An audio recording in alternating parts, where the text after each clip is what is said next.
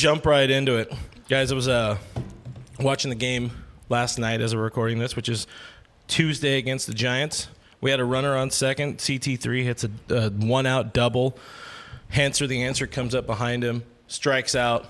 And it got me thinking, it's like, you guys remember back in the good old days, like productive out, small ball, getting a runner over to third? Are we ever going to see small ball happen again, and do we care? Do we have any thoughts, any ill qualms about situational hitting in baseball?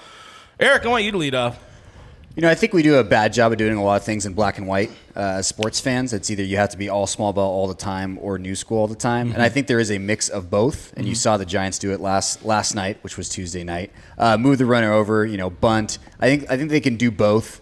It's not Dave Roberts is just not really in his DNA. A lot of the times he does like to call some really bad hit and runs at times. But I think it'd be a good mix of both. I'd like to see like 5% small ball and 95% of what the Dodgers have done in the past, which is, hitting, going for extra base hits, and not wasting outs, so to speak. Yeah.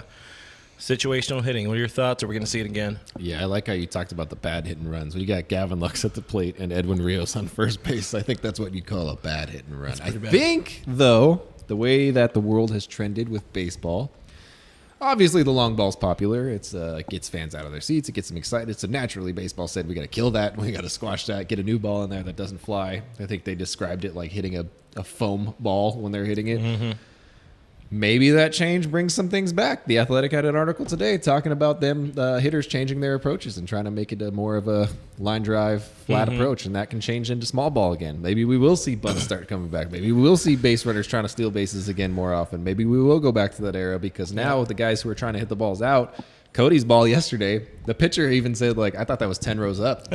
Fell just short of the warning track. It wasn't, you looked at the expected batting average, wasn't even that high where it should have been. So there's a chance it changes, and there's a chance that baseball is accidentally making that change. And as we see into 2023 with the, the shift going away or being severely reduced, you'd think the situational hitting. And I'm thinking more so of the productive out to the right side there. Hanser should ground out to second base. CT3 gets the third. That's the way you played the game back in the day. At that? Freddie Freeman's very good at that. Freddie Freeman he's good at everything. He's magical at baseball. But what do you think? You think that maybe that DH thing or the shift ban changes things by 2023? Well, I was just going to mention that. I mean, everything is cyclical. You are going to have the shift ban. I think when you also look at the expected slug, it's the lowest it's been in the StatCast area. I think you're going to see the approach at the plate. It will adjust if you're going to have Manfred's dead balls the entire season. Because, look, if you look at, like I said, the expected batting average versus the league low batting average, it has historic lows. But when it comes to small ball, it's not in Dave Roberts' DNA. We know this team, they like to slug their way to success. And I think that, look, we saw it at times last year where they did go to some small ball. You started to see more productive outs. I think the one encouraging thing this year, you're seeing more stolen bases. Mm-hmm. So you're seeing a different, more dynamic offense this season. But I do know when this team is really humming and firing on all cylinders, they're slugging and they're not worrying about kind of the small plays. They're having, in wins this year, the Dodgers averaging just under 7 runs per game. Mm-hmm. So we know when they're humming, they're putting up big-time runs and generating offense. So I don't think that in the long term, we look at all the stars up and down this lineup, that it's going to be a big-time point of emphasis. But what do you see on Twitter? When the Dodgers are struggling to score runs,